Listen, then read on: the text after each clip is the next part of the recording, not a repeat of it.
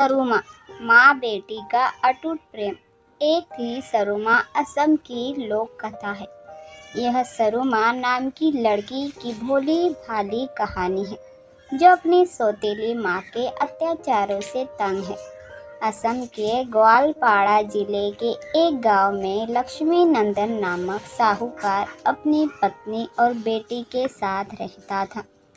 बेटी का नाम सरुमा था। तीनों का जीवन सुख से बीत रहा था कि एक दिन सरुमा की माँ बीमार पड़ गई और चल बसी। बेटी छोटी थी, वह अपनी माँ के बगैर दुख से तड़पने लगी। अपनी बेटी का दुख देख लक्ष्मी नंदन भी दुखी हो जाता। एक दिन उसके चाचा ने समझाया कि सरुमा की खातिर उसे दूसरा विवाह कर लेना चाहिए।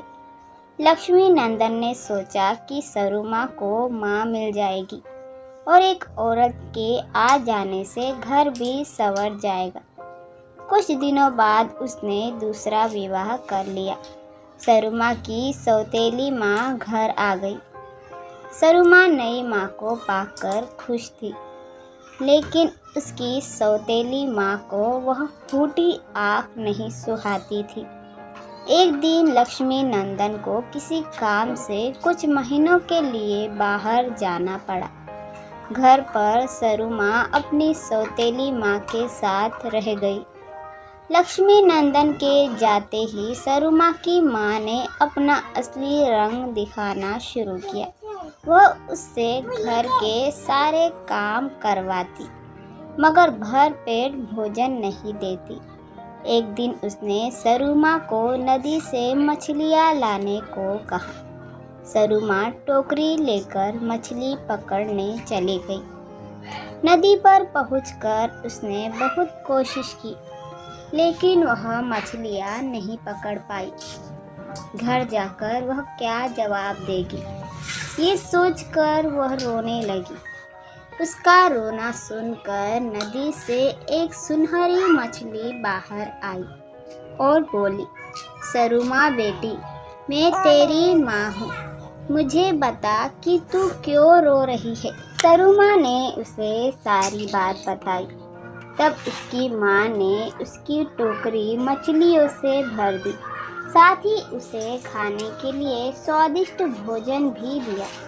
सरुमा मछलियाँ लेकर घर पहुंची।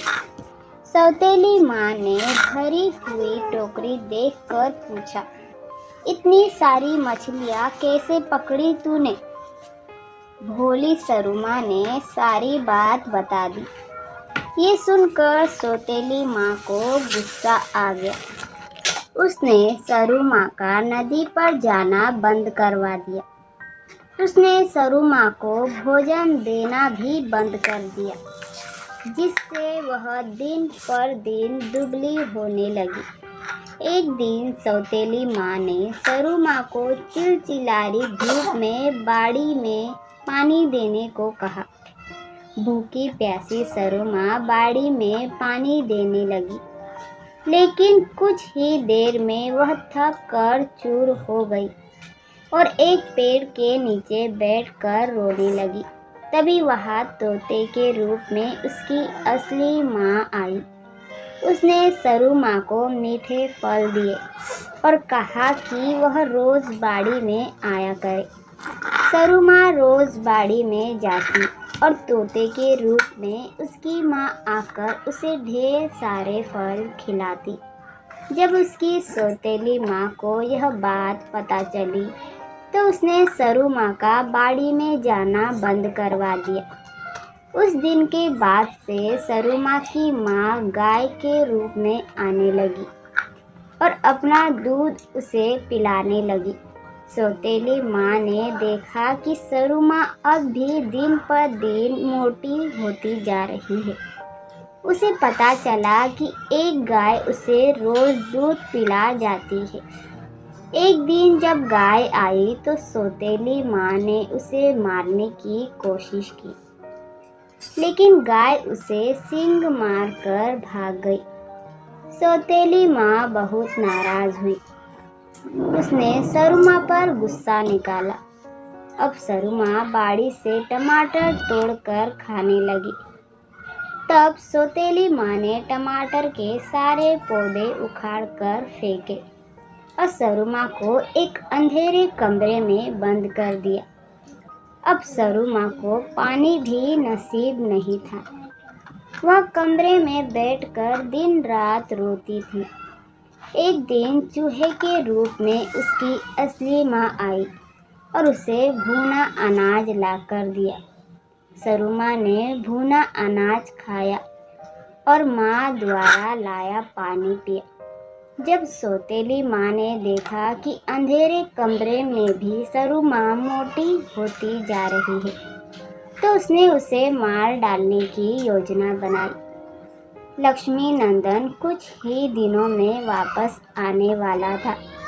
सौतेली माँ ने एक दिन तलवार से सरू माँ को मारने की कोशिश की, लेकिन चूहे के रूप में आई असली माँ ने उसे पहले ही ऐसे वस्त्र दे दिए थे जिस पर तलवार का कोई असर नहीं होता था।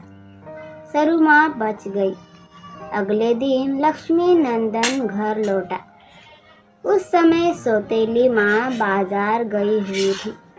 वह सरू माँ को पुकारने लगा, मगर सरू माँ अंधेरे कमरे में बंद थी। उस अंधेरे कमरे से आवाज आई, तुम अपनी बेटी को जीवित देखना चाहते हो तो उसकी सौतेली माँ को घर से निकाल दो। लक्ष्मी नंदन ने कमरा खोला तो उसे रोती हुई सरू माँ दिखी।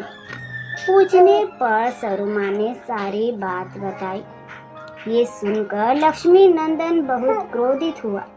सौतेली माँ जब बाजार से लौटी तो लक्ष्मी नंदन ने उसे घर से निकाल दिया। उस दिन के बाद से लक्ष्मी नंदन और सरू माँ सुख से रहने लगे। आशा करती हूँ दोस्तों आपको यह कहानी पसंद आई होगी। अगर आप हमारे चैनल पे नए हो तो चैनल को लाइक, सब्सक्राइब और अपने दोस्तों में शेयर ज़रूर करें। कहानी सुनने के लिए धन्यवाद।